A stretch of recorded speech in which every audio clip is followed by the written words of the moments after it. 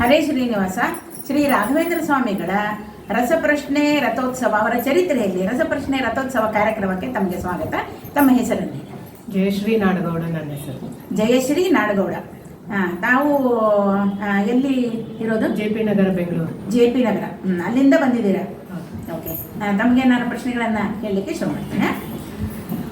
ಸೋಮದತ್ತನು ಯಾರ ಮಗನು? ಸೋಮದತ್ತನು ಯಾರ ಮಗನು? ಸೋಮದತ್ತನು ಬಾಲಿಕರಾಯರ ಮಗನು.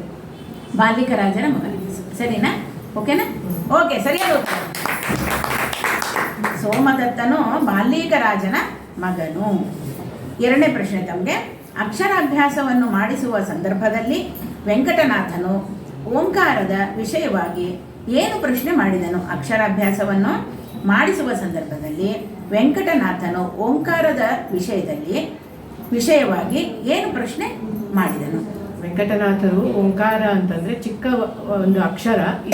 ಚಿಕ್ಕ ಅಕ್ಷರದಲ್ಲಿ ಅನಂತ ವೇದ ಪ್ರತಿಪಾದನಾದ ಪರಮಾತ್ಮನು ಹೇಗೆ ಪ್ರತಿಪಾದಿಸಲ್ಪಡುತ್ತಾನೆ ಅಂತ ಪ್ರಶ್ನೆ ಮಾಡಿದರು. ಸರಿಯಾದ ಉತ್ತರ. ನೋಡ್ರಿ, ಓಂಕಾರ ಬರೀ ಓಂ ಅನ್ನೋದು ಒಂದು ಚಿಕ್ಕ ಒಂದಿದೆ. ಆ ಪುಟ್ಟ ಮಗುವಿಗೆ ನೋಡ್ರಿ ಆವಾಗದಿಂದನೇ ಜ್ಞಾನ. ಯಾಕೆಂದರೆ ಕೈಯಾದು ಇದರಲ್ಲಿದ್ದಾಗೇನೆ, ಗರ್ಭದಲ್ಲಿದ್ದಾಗೇನೆ ನಾರದರಿಂದ ಉಪದೇಶ ಪಡೆದಂಥ ಮಹಾನುಭಾವರು ಅಲ್ವಾ? ಇಲ್ಲೇ ಸುಮ್ಮನೆ ಬರೋಕ್ಕಾಗತ್ತಾ? ಒಂದು. ಆಮೇಲೆ ಅವರು ಸ್ವತಃ ಏನಪ್ಪ ಅಂತಂದರೆ ಅವರು ಒಳ್ಳೆಯ ಒಂದು ವಿದ್ವತ್ ಪೂರ್ಣವಾದಂಥ ಅವ್ರದ್ದು ಅವತಾರಗಳು ರಾಯರು. ಸೊ ಹೀಗಾಗಿ ಆ ಓಂಕಾರವು ಅದು ಹೇಗೆ ಅನಂತನಾದ ಪರಮಾತ್ಮನನ್ನು ಸೂಚಿಸುತ್ತದೆ ಅಂತ ಇಲ್ಲಿ ಕೇಳ್ತಾರೆ ಅವರು ಅಲ್ವಾ? ಶ್ರೀ ಸುಧೀಂದ್ರಕರ ಸರೋಜ ಸಂಜಾತ ಜಗದೊಳಗೆ ಪುನೀತ ದಾಶರಥಿಯ ದಾಸತ್ವವತಾನ್ವಹಿಸಿ ದುರ್ಮತಗಳ ಜಯಿಸಿ ಈ ಸಮೀರ ಮತ ಸಂಸ್ಥಾಪಕ ತಾನಾಗಿ ನಿಂದಕರನು ನೀಗಿ ಭೂಸುರರಿಗೆ ಸಂಸೇವ್ಯ ಸದಾಚರಣಿ ಕಂಗೊಳಿಸುವ ಕರುಣಿ ರಾಘವೇಂದ್ರ ಗುರು ರಾಯರ ಸೇವಿಸಿರೋ ಸೌಖ್ಯದಿ ಜೀವಿಸಿರೋ ರಾಘವೇಂದ್ರ ಗುರು ರಾಯರ ಸೇವಿಸಿರೋ. ಸಾಮಾನ್ಯವಾದವರಲ್ಲ ಅವರು, ಅವ್ರನ್ನ ಸೇವಿಸಲಿ, ಧನ್ಯರಾಗಲಿ ಅಂತ ಹೇಳಿ ಎಲ್ಲ ದಾಸರು ಕೊಂಡಾಡಿದ್ದಾರೆ. ರಾಯರು, ಈಗ ಮುಂದಿನ ಪ್ರಶ್ನೆಗೆ ಹೋಗ್ತಾ ಇದ್ದೇನೆ. ರಾಯರು ಸಂದರ್ಶಿಸಿರುವ ಪೂರ್ವ ಮತ್ತು ದಕ್ಷಿಣದ ಕ್ಷೇತ್ರಗಳನ್ನು ಮಧುರೈವರೆಗೆ ಹೆಸರಿಸಿರಿ. ರಾಯರು ಸಂದರ್ಶಿಸಿರುವ, ಚಿಕ್ಕ ಪ್ರಶ್ನೆ ದೊಡ್ಡ ಉತ್ತರ ತಮಗೆ. ರಾಯರು ಸಂದರ್ಶಿಸಿರುವ ಪೂರ್ವ ಮತ್ತು ದಕ್ಷಿಣದ ಕ್ಷೇತ್ರಗಳನ್ನು ಮಧುರೈವರೆಗೆ ಹೆಸರನ್ನು ನೀವು ಹೇಳಬೇಕು. ರಾಯರು ಸಂದರ್ಶಿಸುವ ಸ್ಥಳಗಳು ಒಂದು ಚಂಪಕೇಶ್ವರ, ಅನಂತಶಯನ, ಅಳಗಿರಿ, ಆಮೇಲೆ ತಿರುನೆಲ್ವೇಲಿ, ಮಧುರೈ. ಎಲ್ಲ ಹೇಳಿದ್ರ? ಒಂದು ಬಿಟ್ಟು ರಾಮೇಶ್ವರ.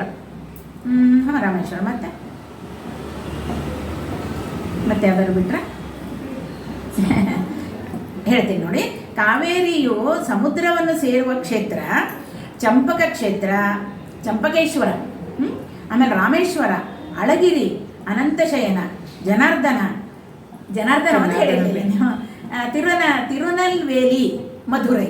ಇಷ್ಟು ಒಂದು ರಾಯರು ಏನಂತಂದರೆ ಕ್ಷೇತ್ರಗಳನ್ನು ಈ ಮಧುರೈಗೆ ಹೋಗೋ ಇದರಲ್ಲಿ ಇಷ್ಟು ಕ್ಷೇತ್ರಗಳನ್ನು ಸಂದರ್ಶಿಸ್ತಾರೆ. ತಾವು ಏನು ಮಾಡ್ಕೊಂಡಿದ್ದೀರಾ? ಗೃಹಿಣಿಯಾಗಿದ್ದೀನಿ ನಾನು. ಅದಂತೂ ಇದ್ದಿದ್ದೆ. ಮುಂದೆ ಅದಲ್ದಂಗೆ ಮತ್ತೇನು ತಮ್ಮ ಒಂದು ಹವ್ಯಾಸಗಳಾಗಲಿ? ತುಂಬಾ ಚೆನ್ನಾಗಿ ಹೇಳ್ಕೊಡ್ತಾರೆ. ಅಲ್ಲಿಂದ ಬಂತು ಹರಿಕಥಾಂಸಾರ. ಸುಧಾ ದೇಶಪಾಂಡೆ ಅವರಿಂದ ಹರಿಕಥಾಂಸಾರ ಕಲಿತಾ ಇದ್ದೀರಿ, ಮಾಡ್ತಾ ಇದ್ದೀವಿ. ಅದಲ್ದಂಗೆ ಭಜನೆ ಹೇಳ್ಕೊಡ್ತೀರಿ ನೀವು? ಹೇಳ್ಕೊಡೋದೇನಿಲ್ಲ, ಏನು ಹಾಡಕ್ಕೆ ಸ್ವಲ್ಪ ಧ್ವನಿ ಕೊಟ್ಟಿದ್ದಾನೆ, ಏನೋ ಒಂದಿಷ್ಟು ಮಾಡ್ತಾ ಇದ್ದೀವಿ ನೋಡಿ. ನಮ್ಮ ಈಗ ಹಾಡಿನ ಕಾರ್ಯಕ್ರಮ ಇದ್ದಾಗ ತಾವು ಖಂಡಿತ ಬಂದು ಹಾಡಬೇಕು. ಓಕೆನಾ? ಓಕೆ, ಈಗ ಮುಂದೆ ಹೋಗೋಣ ಕೊನೆ ಪ್ರಶ್ನೆಗೆ. ಸುರೇಂದ್ರನೆಂಬವನ ಮಾತು ನಿಂತು ಮೂಕನಾದಾಗ ರಾಯರು ಆತನಿಗೆ ಪುನಃ ಮಾತು ಬರುವಂತೆ ಯಾವ ಊರಿನಲ್ಲಿ ಕರುಣಿಸಿದರು? ಸುರೇಂದ್ರನೆಂಬವನ ಮಾತು ನಿಂತು ಬಿಡುತ್ತದಂತೆ, ಮೂಕನಾದಾಗ ರಾಯರು ಆತನಿಗೆ ಪುನಃ ಮಾತು ಬರುವಂತೆ ಯಾವ ಊರಿನಲ್ಲಿ ಕರುಣಿಸಿದರು? ಮಹಾರಾಷ್ಟ್ರದ ಕರಾಡ್ ಪ್ರದೇಶದಲ್ಲಿ. ಇನ್ನೊಂದ್ಸಲಿ ಹೇಳಿ. ಮಹಾರಾಷ್ಟ್ರದ ಕರಾಡ್. ಕರಾಳ ಪ್ರಾಂತ್ಯದಲ್ಲಿ ಹೇಳೋಣ. ಯಾಕೆ ಮೂಕನಾದ್ಯೋ ಗುರುವೇ ನೀ. ಅವಾಗ ಈ ಇದನ್ನ ಯಾರು ಹೇಳ್ತಾರೆ ಹೇಳ್ರಿ, ಹೇಳ್ತೀನ? ಈ ಒಂದು ಇದನ್ನ ಯಾಕೆ ಮೂಕನಾದಿ ಅಂತ ಕೇಳ್ತಾರೆ. ರಾಯರು ಮೂಕರ ಅಂದ್ರೆ ಮಾತಾಡೋದು. ಹಾ, ಸರಿಯಾಗಿ ಹೇಳ್ತಾರೆ. ಜಗನ್ನಾಥ ದಾಸರು ಅವ್ರ ಜೊತೆ ದಿನ ಮಾತಾಡ್ತಿದ್ರಂತೆ. ಅವಾಗ ಒಂದ್ ದಿವಸ ಮಾತಾಡೋದಿಲ್ಲ ಅವರು. ಅವಾಗ ಯಾಕೆ ಮೂಕನಾದ್ಯೋ ಗುರುವೇ ನೀ, ಯಾಕೆ ಮೂಕನಾದಿ ಲೋಕಪಾಲಕ ಎನ್ನ ಸಾಕುವರ್ಯಾರಯ್ಯ ಶ್ರೀಕರ ರಾಘವೇಂದ್ರ. ಯಾಕೆ ಮೂಕನಾದ್ಯೋ ಗುರುವೇ ನೀ ಅಂದ್ರೆ ಯಾರಿಗೆ ಮಾತು ಬರೋದಿಲ್ಲ, ಮಾತು ಕೊಡುವಂಥ ರಾಯರು ಇಲ್ಲಿ ಮಾತಾಡಲಿಲ್ಲ ಅಂದಾಗ ಅವ್ರಿಗೆ ಎಷ್ಟು ದುಃಖ ಆಗಿರ್ಬೇಡ ಜಗನ್ನಾಥ ದಾಸರಿಗೆ. ದಿನ ಅವ್ರ ಜೊತೆಗೆ ಮಾತಾಡ್ತಿದ್ರು, ಜನಗಳ ಕಷ್ಟಗಳನ್ನು ಹೇಳ್ಕೊತಿದ್ರು, ಅದನ್ನು ಪರಿಹಾರ ಮಾಡ್ತಿದ್ರು. ಇವ್ರು ಸುಮ್ಮನಾಗ್ಬಿಟ್ರೆ ಏನು ಮಾಡ್ಬೇಕು ಅವರು ಅಂತ ಭಾಳ ಚೆನ್ನಾಗಿ ಏನಂದರೆ ದಾಸರ ಒಂದೊಂದು ಇದನ್ನು ಏನಂದರೆ ಒಂದೊಂದು ಹೇಳ್ತಾ ಇರ್ತಾರೆ ನಮ್ಮ ಗುರುಗಳು. ಏನಕ್ಕೆ ಸಮ ಅದು ಒಂದೊಂದು ವಾಕ್ಯ ಬೀಜ ಮಂತ್ರಕ್ಕೆ ಸಮ ಅಂತ ಹೇಳ್ತಾ ಇರ್ತಾರೆ. ಅಂದರೆ ಅಷ್ಟು ಪ್ರಭಾವಶಾಲಿಯಾದಂಥ ಒಂದು ದಾಸರು ಕೊಟ್ಟಂಥ ಕೊಡುಗೆ ನಮಗಿದೆ.